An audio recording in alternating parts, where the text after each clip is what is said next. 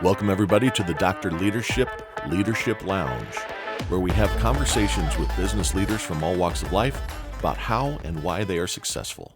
Hey, everybody, welcome to the Dr. Leadership Podcast and the Leadership Lounge. Hey, very psyched today to have a great guest. Will R. Young is joining us. He is a financial expert with a deep passion for behavioral psychology, Stoicism, and surfing. With extensive experience in behavioral economics, Young helps investors build resilience in the face of market volatility and make strategic decisions rooted in mental discipline and emotional control. His work is really shaped by the groundbreaking theories of Nobel laureates Daniel Kahneman and Amos Tversky, which reshaped our understanding of human decision-making. Will's goal is to empower investors to navigate the complexities of today's financial landscape by fostering a deeper understanding of their own biases and behaviors. His approach combines years of experience in finance with insights from psychology and philosophy, helping clients make better, more informed decisions for the future. Will, welcome to the Dr. Leadership Show. How are you doing? Great. Thanks a lot. I more than anything else, it feels so timely to be on your show with the way things have been over the last 100 days. Yeah, no Just kidding. very challenging times. Yeah, that's and this right. is where A lot of you people. need the Yeah, mental stability and the psychology and the stoicism. They really come into play. that's exactly right. It has been, as the listeners know, we always kind of do a pre-call, and you and I were talking several days ago, and it is an emotional time for people, and some people deal with that better than others, right? And some people's timing is better than others. It is all situational for everybody. But, again, welcome to the show. Was really interested about this episode because of the timing. The market is very volatile. It's been volatile for a long time, but extremely volatile with the new administration coming into play, tariff approaches, trade, et cetera, trying to end a three and a half, almost 4-year war. A lot of things going on, and we're going to get deeper into that. But how I want to start a little bit is kind of tell us a little bit about how you got to where you are and what your business is today, if you would. Realistically, when I was young, I've always wondered why people make forecasts and no one checks up on them. People give opinions on things and nobody follows up with them to see if they're accurate. At the beginning of every year, you have people make sports predictions on who's going to be the best football team, and then they get to the playoffs and they act as if they never They didn't never make even the heard bad of that call. team Yeah, before. that's right. Yep. I was like, you've been wrong on every division winner. You've been wrong on everything else, and now we're supposed to take your word for it. And that went into the stock market as well too. It's very challenging because you look at J.P. Morgan, and when I got into this business 21 years ago, but prior to that, I've always had questions of why are people listening to people who aren't very accurate? They sound very competent and have a lot of confidence, but they don't have much competence because we don't really check it. And that's really what led me into this field is I wanted to have a better understanding of what things go through our minds and how do we make those judgments. And that's really led me to a path of stoicism and psychology, and then taking the parts that I could mesh together and relay that to clients, because when you're dealing with money, it's very emotional. And how did you get started in this psychology, kind of road that you're on? I mean, was it something of just interest growing up? Did something happen that suddenly pushed you in that direction? What kind of was the light bulb moment? Pretty young, I would have people that would say something and it just flat out wouldn't be true. And I would come back to them and I would bring up the facts and they wouldn't accept the facts. And that really led me down the rabbit hole. You've seen it all your life. You have someone that says the earth is flat. You have flat earthers still today. Yep. They will not believe it. But even back in time, as different people invented things, I understand not believing in microbacteria or something in the 1800s because it sounds incredible. Right. But now we're in a world where you have all this information at your fingertips, and yet people still wouldn't accept certain just sound conclusions with the flat earth or 9/11 or whatever the case. They just won't accept it. And what I found, when you press just the facts, it doesn't change people's minds. Isn't that incredible? It just causes them to dig deeper into whatever decision that is. the actual effect is called the backfire effect. That's the same with stocks and other stuff where people get nervous, but it could have been sports, finance, or politics. People won't change. A large portion won't change their minds unless they feel as though they figured it out themselves. And Mm-hmm. that's what's always fascinated me is how can I have a great conversation with somebody without walking away with two people upset? And that has really been something I've always wanted to know over the past 40 some years to me. Have better relationships and how do you navigate them? Because most people probably agree on the same stuff, but once they have an idea on their head, it's the shame or embarrassment or their identity is tied to that. And I Mm-hmm. could not understand it because it doesn't make sense to me. Why would my identity be tied to someone I don't know? Or why would I believe in something I don't Or why does your identity why do even I have, matter in your own mind to why somebody do I else? care the earth is flat Yeah, or round? It doesn't matter to me. exactly. Whatever it is, it is. But some people get very upset at that, and I couldn't understand that. So that's what led me to this. Yeah, do you think so? They used to call it discourse, right? Look at our political theater of today. Correct. Everything is you got to pick a side instead of pick, policy or what is sound judgments, as you said. And I also think that, in my opinion, I think social media has had a very drastic effect on this too, because people are very much stronger and more adamant on a keyboard than they are in person, right? And a lot of that has broken down our communication capabilities from one another. And I think it fosters almost this narcissistic type fervor.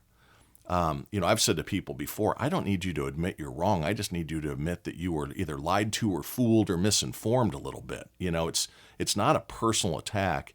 And I've done some episodes in the past on how people don't want to take on change because of that fear of being perceived as not good or not worthy or not, you said earlier, competent, whatever it might be. They get really into the world's all about me instead of we. And I think we need to get back to Hmm. more of the we. And I think that that's kind of what you're talking about. Is that a fair assessment? That's a very accurate assessment. And it's a little bit more to that really opened my eyes. There's people naturally, regardless if you're South Korean, if you're all the same race, religion, whatever, you always have people who are conservative or liberal. Just it's That's the right. It's the way it's nature of the always world. been. That's right. Germany, West Germany, Yep. but none of that changes. It's just human nature that when we formed relationships, it was for survival at first, obviously. Yeah. You had to be a part of a community to hunt, to gather, to not be conquered by other people. But a certain percentage of people have more of a strict father parent model or a horizontal hierarchy of how they do it. They automatically attach to someone who's dominant, leader, fall in line. It could be a fraternity or sorority where you want to just please the person running everything, even if everyone disagrees with them. Their identity is tied to that Team colors. fraternity. Yeah. Team It's colors. never Yeah. changed. Yeah. And that's where you realize once you identify that type of thought process, you can then talk through it a different way. I never understood that because it's not something natural to me. If the coach said something, I didn't necessarily believe it, where a lot of the team would just automatically go, yeah, I'll run through that wall face first. I'm like, well, I don't know if I want to do that and get a concussion. Yeah, that's right. The And helmet isn't that we good a have helmet. so Yeah. many natural things, but it's hard for other people to understand other people's positions. It's the naive realism that we see things clearly, Mm-hmm. bias that really I had to learn and understand and then recognize it because you even if you know about it, you have to recognize it in the conversation. And now I do that and I try to share with that people in a specific way when I'm bringing things up because I know the moment you attack their identity, even though it's like you said, it's not an attack, Mm-hmm. you're trying to get to know them, you're trying to understand their perspective. You have to be very careful depending on how they look at things. The guards go up quick, Before don't you, they? Yeah. yes, before Yeah. you keep the pulse down and open them up, so to speak. And that's really a science. It's all science based, and it Mm-hmm. started with philosophy. Socrates said to somebody, "What is courage?" And he's like, "Running into battle." And another person is like, "Standing up for what's right." So you have to actually go through this process to understand our definitions are automatically different, but and both could be courage.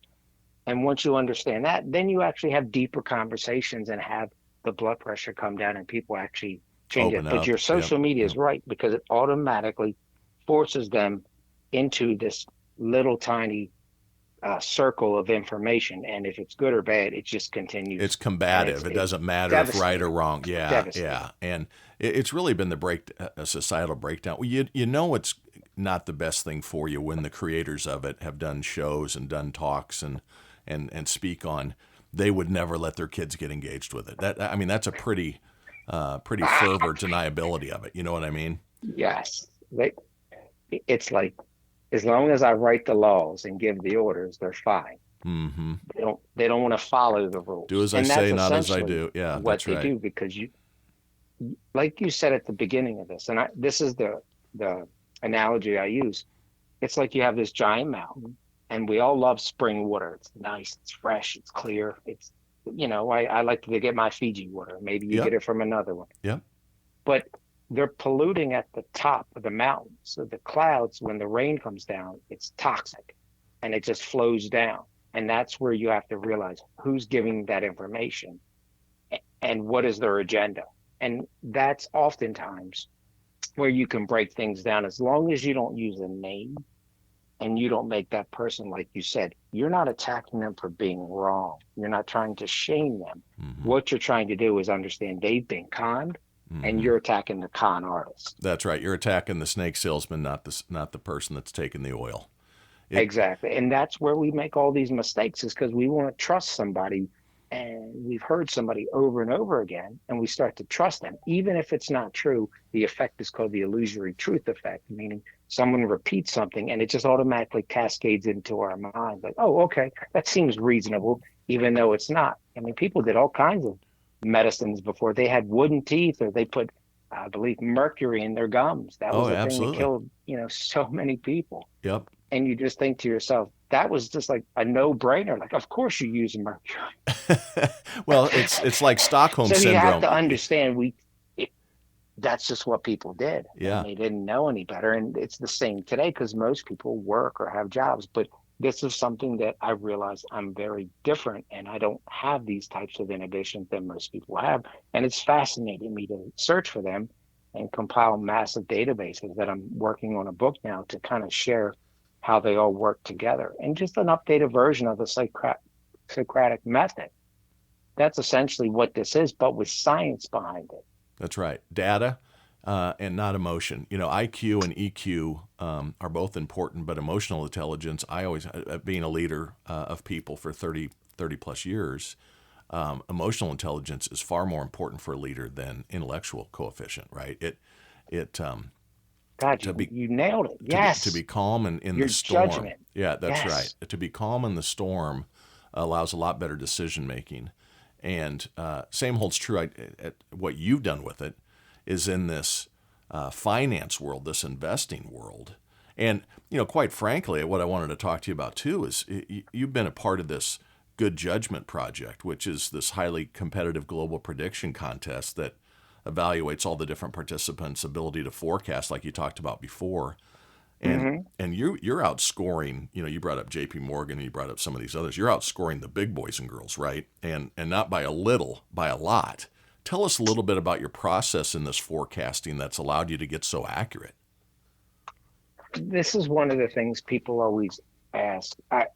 I reread multiple times a book called Super Forecasters by Philip Tetlock. This is his project. Mm-hmm. And the question in my mind was, how can people make so many forecasts, be so wrong, yet show up on TV week after week, day after day, and be called experts? And I and this is what I learned from Kahneman and Tversky, and I was building off of this. And I wanted to make predictions. I wanted to figure out how and who would keep track of it. And when I read this book many years ago, maybe 5, 6 years ago, I had already been doing certain things, but I was more on just the behaviors of the psychology of extreme sentiment. When I got to this part, it talked me through all the people that made mistakes. And I remember this, and I know you remember it, the Soviet Union and all the predictions of when they would fail or when Mm-hmm. they wouldn't. Mm-hmm. I mean, that was in our lives constantly in the 80s. I mean, Well, look at the And environmental today. I mean, that's another great example, right?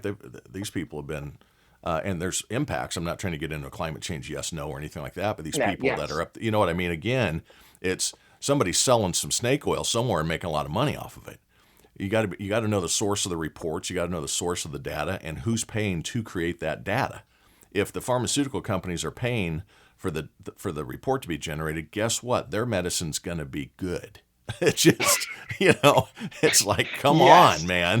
yes, and also the forecasters they on TV, and that's another part. When you're on TV, people like strong forecast. They like confidence, Sure. and that's when you start to realize that all this stuff happened. And what I learned from taking the courses there, mixing in the psychology, because the question you're asking is, how did I get into this? Mm-hmm. I started taking in certain bits of information that I found relevant. There's just information overload. You have a limited amount of attention. And over the past 15 years, mostly, because it takes some time, I started whittling down the information that seemed the most accurate day after day, week after week, month after month. And then I take that every single week and I go through it. So I kind of funnel it over and I block out an hour and I just go through that data. What I realized is you can't watch Yahoo Finance or CNBC.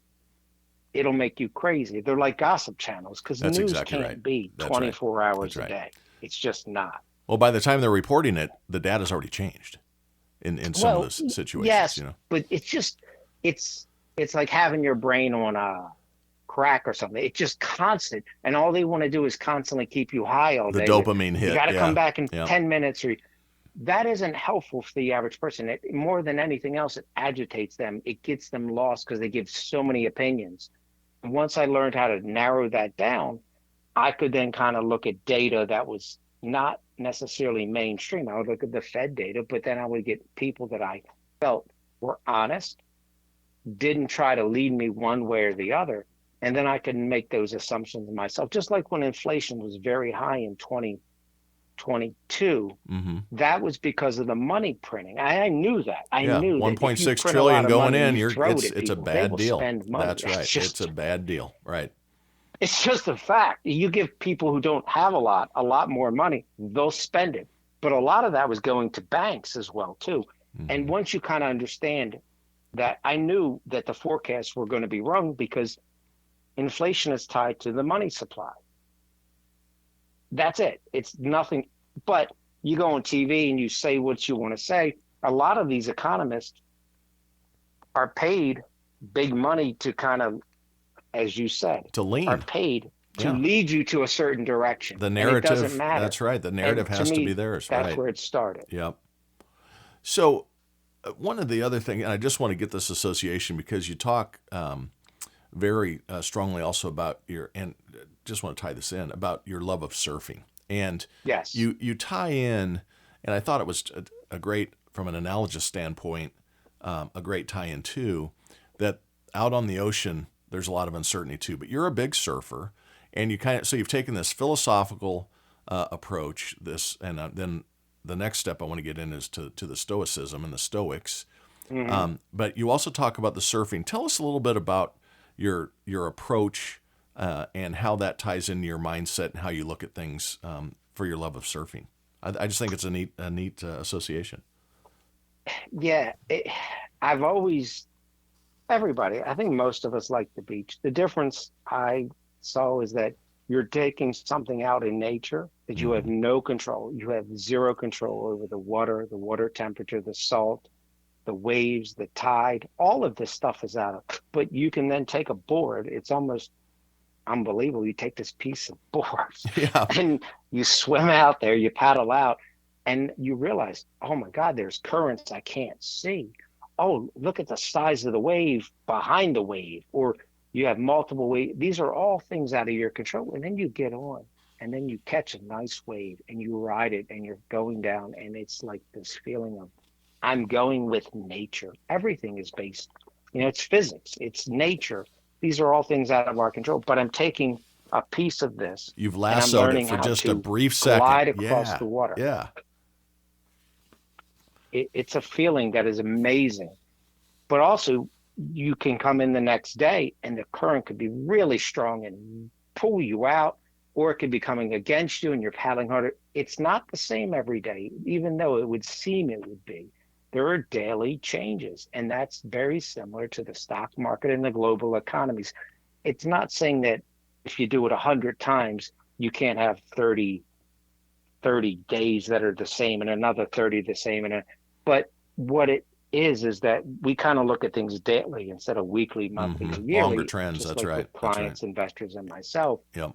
And when I go out there, sometimes I have a longer board because I realize the waves aren't really strong. They're not fast. One day they're 10 miles an hour, another day they're 30, which is a big difference That's a between big days. And you're difference. like, oh my Lord, I'm going so fast.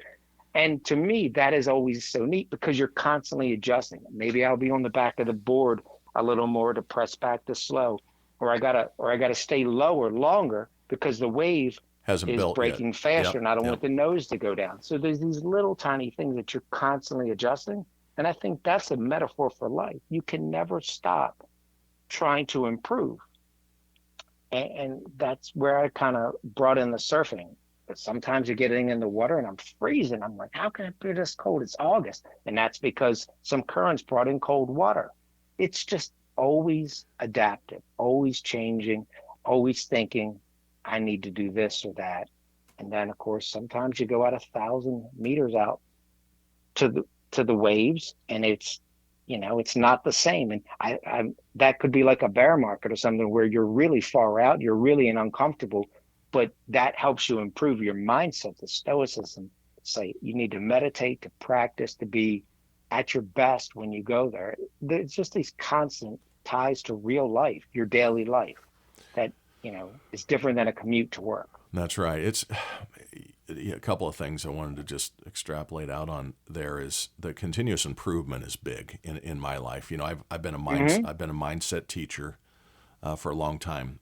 You and I talked. I leave for Bangkok in a couple of days, and I'm going to spend 5 days with leaders from 11 different countries over there. I've got Vietnam coming in. I've got Japan, China, India, Thailand, Indonesia, Australia, New Zealand, Philippines, and I'm forgetting a couple. So a lot of different. Why I'm excited about it is, first of all, I'm going to learn a bunch about these different cultures and how they think, Yes. especially with what's going on in the trade environment now. There's going to be some real interesting things, but my job over those 3 days is to give some leadership training on it, and the entire first hour and a half is on mindset and continuous development and opening their mind to understand I don't have this all figured out. I'm not.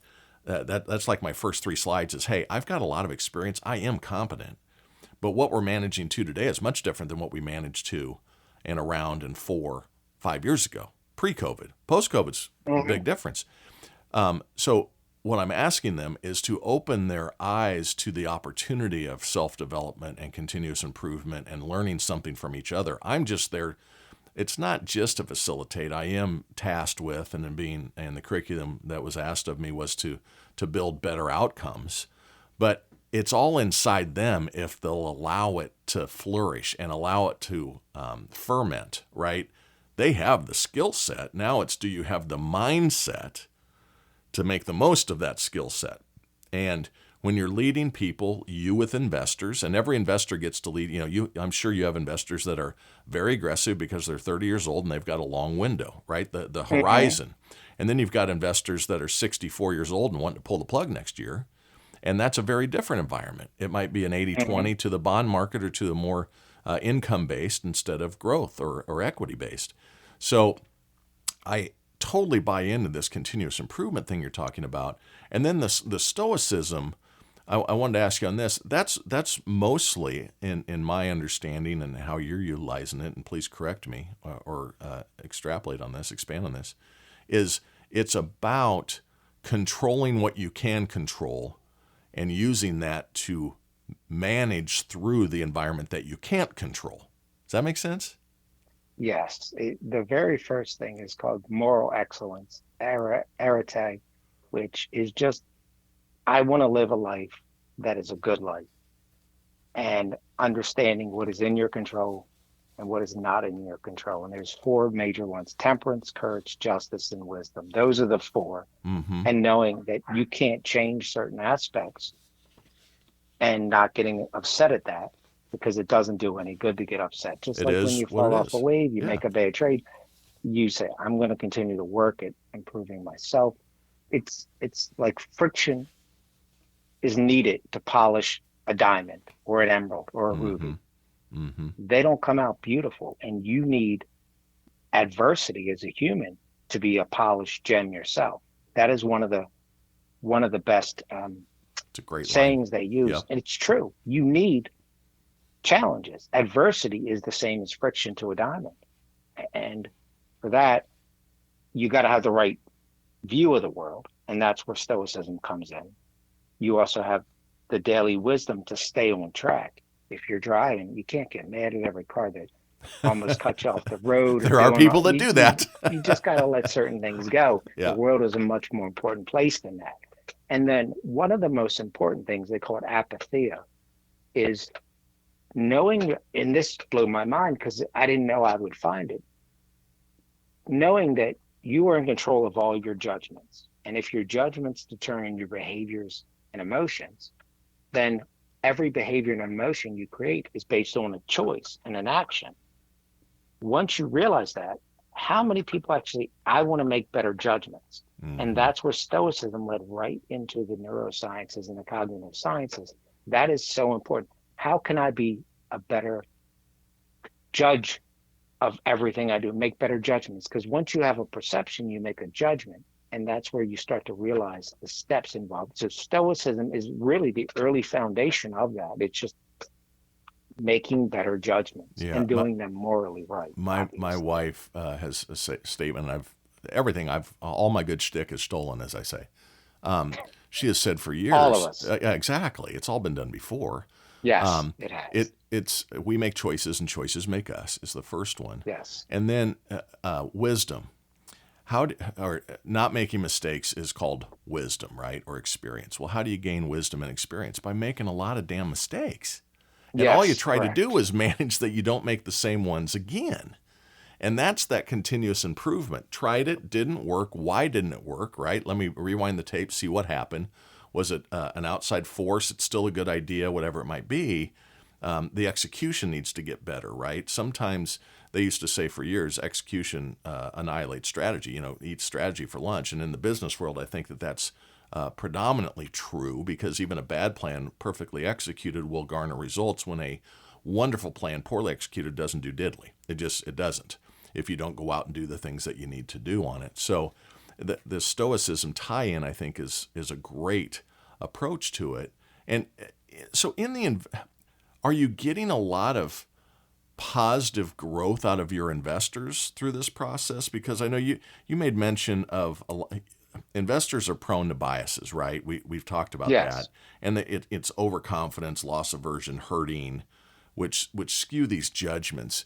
Are you getting are you seeing people gravitate toward this, or is it a really hard field to plow right now? Or are you seeing some really good results with people opening their eyes and getting away from some of these biases?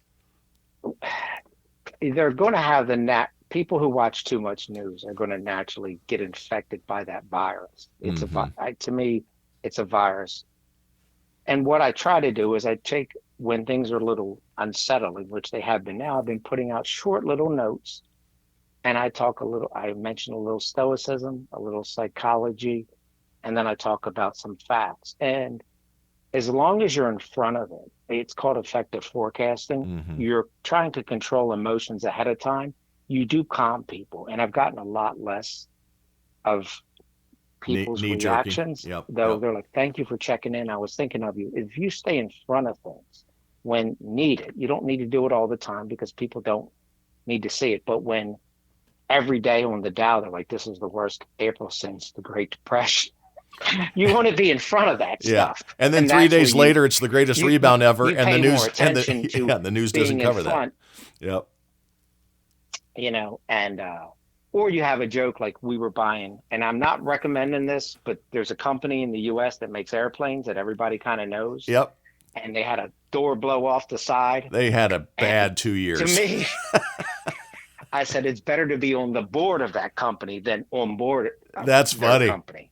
That is funny. And but that to me was an opportunity. So once you kind of joke with them and kind of calm them down, you're like, look, they're going to improve. They've had too many of these issues. And that could be an opportunity where you're not going to overpay for something.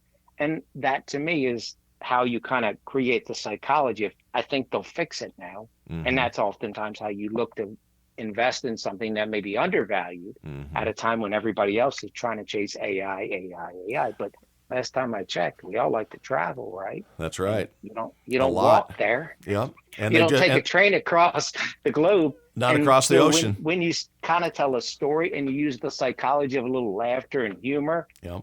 I said, but I can't promise you how United will treat you on the plane. That's They right. might beat you worse than the bags. Yep. You can help people's mind kind of just be more relaxed about it. Flush Like, out the okay, that garbage. makes sense. Yeah. I Yeah. want to buy it not when it was $450 and they weren't spending any money on research and development. There was now they're under the microscope. And these are the types of things that I think help people understand things ahead of time when you do it, because the very first reaction people get if I was to buy that without kind of mentioning it is, are you crazy? So that's part of this effective forecasting and setting the stage. We're like, oh, that makes sense now. Yep. Well, Buffett You has know, said for years, when others are getting greedy, that's when you get conservative. When others are getting conservative, that's when you get greedy. I mean, and he's built, a nice little nest egg for himself, right? I mean, yes, it's, yes, he has. it is And it's compounding. That's right. He's really compounded, just simple, higher rating of compounding. You're That's right. exactly right. The B shares have been good for me. And, Boeing, well, we weren't going to mention it, but You I can said talk. the I name. can't. But go ahead. I'll That's listen. I right. can respond. Yeah, As long as that's you bring right. it up. But just in that deal, that airline manufacturer just secured a multi-billion-dollar contract from the federal government, as an example. There are certain things that they have to pick Yes. to be done. They've got great lobbyists, right? Their firms on the Hill are great, and but also you can't really. There isn't going to be a startup that replaces them. It's them and Airbus and a few Correct. other. Yes. So what are you going to do? Yes. You There's got not real many. There's not many options, That's and right. oftentimes adversity can break you, and you could be a victim, or you can be a survivor. a victor. That's And right. if you take the survivor mindset of we've had two bad CEOs in a row, now we have somebody He's an who's engineer. They brought an knows engineer what's back. coming, That's right. then they can improve. Not That's right. everybody has that survivor growth mindset, but to me, survive and grow, or be a victim your whole life. It won't benefit anybody. Well, and you talk about the good data. There has never been, you can try, if you timed the market on the lows and the highs over the last 50 years, you still would not be as financially well off as if you just let it play. If you just left it in and let it run, even if you sold and gained on the highs in a consistent manner, if you just can keep investing and letting it roll, it can never be outperformed by timing the market. And that's what I think what I experienced when I was younger. I had a guy that lived behind me that was in the pharmaceutical business and was worked for one of the big pharmaceutical firms. And I can remember being at parties in the neighborhood. Everybody was 30 something. We all had our first kid, 2-3 years old type stuff. And these guys are talking about at that time. This is 90, 92, 93, 94, 95.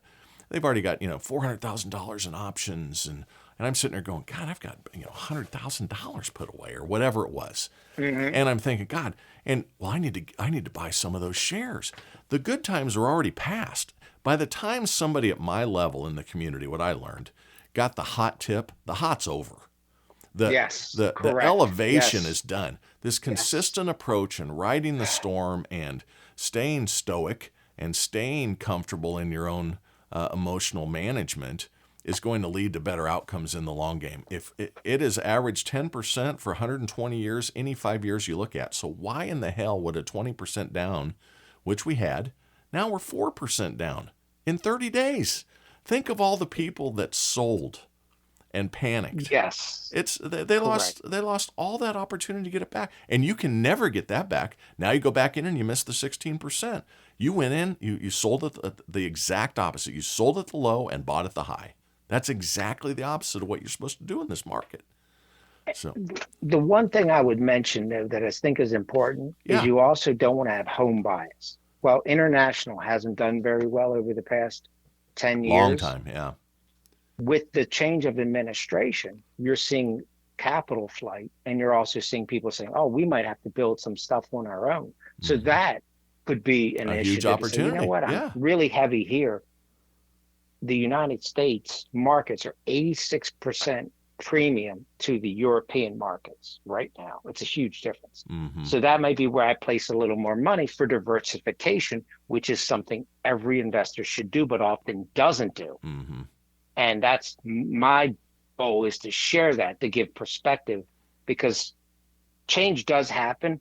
And 3 years from now, if you have again, I don't sell anything. I try to find value. And when you have value, you try to add more of that, because that's how things work. Is it a very good value? If you constantly do that over time, you do very well. And I was never worried about certain companies, because you'd say to them, you used Google to come over here on Maps. You used your Apple iPhone to text me. Yeah, that's right. Walmart is where you're going to shop. They're probably unlikely that Safe they'll go bet. out of business during Right, COVID. right. And of course, I'm not recommending them, but Walmart stock dropped 22% in a week during COVID. And I was like, you know what? This is a good value. People are like, what? I'm like, you ain't going to shop anywhere else. That's right. And now they're delivering. Now they're delivering. It's even easier. And that's how you build relationships and confidence, like sharing with them. This shouldn't happen. When this happens, that's how you get the value. That's right. And then you buy a company like that, where, again, Walmart will probably be here a week or two from now. I'm pretty sure. A little bit longer. Through Christmas, probably. That's right. Yeah, probably. They're pretty big. And the same with Amazon. So it's things like that where I get into the effective forecasting. And when things happen that are bad, they typically create the opportunities. That's my biggest mental edge, is trying to share with people when things occur, which there was going to be many more events this year. The goal is to find those diamonds, the opportunity, that are at a discount. That's it. Yep. It's boring. It's not exciting. You don't market time. There's always events that happen every year that no one can predict, and that's how you get the best deals. And you might have 80 people go, I wouldn't buy that. And I'll be like, okay, well, I guess I need to look at it, because let me look at this again. Sold it, that's right. You're not overpaying for it, right? Yep. That's right. That's right. Yeah, that's how I got my BMW car. I went in when they shut down all the dealerships and everything else. I'm like, well, now's I'm the bored time. out of my mind. Yeah. I'm going to go try to buy a new car. And, they're like, okay, would you like a car? Because we don't know what to do with all the cars. I didn't know that the inventory would be crazy. I just knew that their lots had 3 months supply on them, and they needed to get them off. And I got a great deal. That's perfect. And, that it just applies in everything in life. Don't be there 2 days before Christmas trying to buy your Christmas presents. That's exactly right. And expect to get a good deal when they see, you're the father who forgot to get the kids the toys, and they're like, all right, make the price 50% higher. It's like when Blu-ray came out after CDs. The people went out, I got to have the latest technology, and they spent $1,200 for a Blu-ray player, and then 3 years later, you could pick it up for $69. It's just, don't be the bleeding edge. It's okay to be leading edge on some of these things, but opportunities are out there. And you mentioned something that resonated with me. I think you say there's going to be a lot more situations that come up.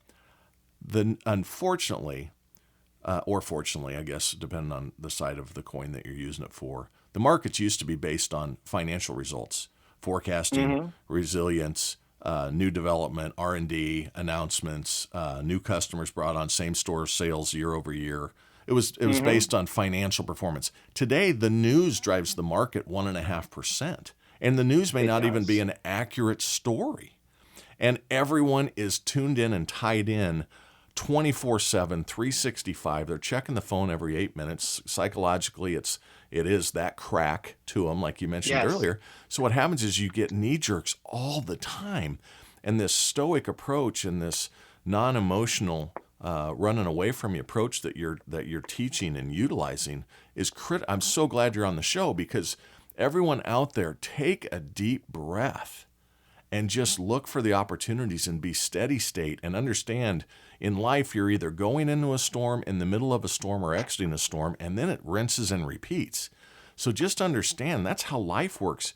Just hold on for the long ride. If you're 35 years old, just keep buying in general terms. And that's hard to do, though, for a lot of people. And that's is. one of the things I think is important, to have a little diversification, so that exactly. Yeah, and buying lots of things, not just one thing. Yeah, I'm not saying one thing. I'm just saying keep investing in some manner. Correct. Yeah. You got to think of the longer game, not the shorter game. That's right. And once people don't look at things every day, I often tell them, we're going to improve. Now, That's right. But some people are too light in one area. They don't have enough bonds, and they should, because they can't sleep at night. Mm-hmm. Sometimes they don't have enough international. There's little things you can do to make adjustments, but generally speaking, you want to stay the course, and you want to keep a core position. And then you can make minor adjustments when Silicon Valley Bank went out of business. First thing I said to myself is, we need to buy more banks. Why? Because JP Morgan has 15% of all the deposits in the U.S., and I'm pretty sure they won't go out of business, or it'll be Mad Max. Financials are great. You know what I mean? That's right. That's exactly right. The other thing to do, and I'm not a financial expert in any stretch of the matter. I've been successful because I've been surrounded by a lot of good people and financial experts that have helped me.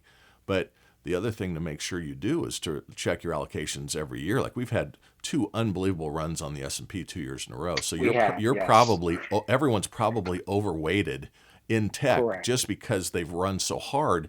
So you may have wanted to be 30%, arbitrary example here, 30% in tech and 30% in other, maybe it's financials and healthcare and pharmaceutical, then 30% in bonds. Let's pretend that's a 33% each.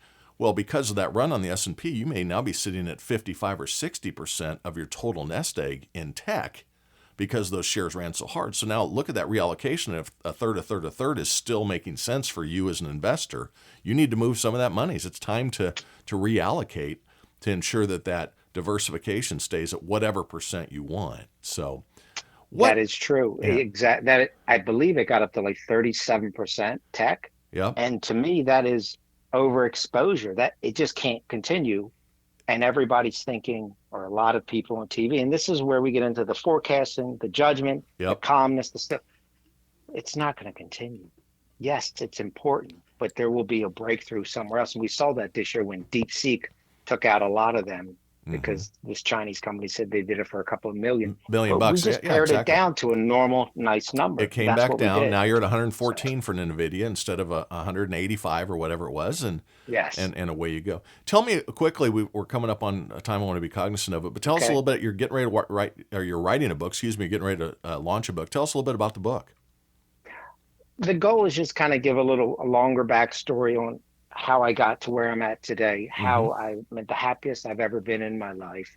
That's and awesome. Where I started in recognizing I saw patterns from an early stage, and how I skateboarded, which was probably early indoctrination into what I wanted to do was surfing.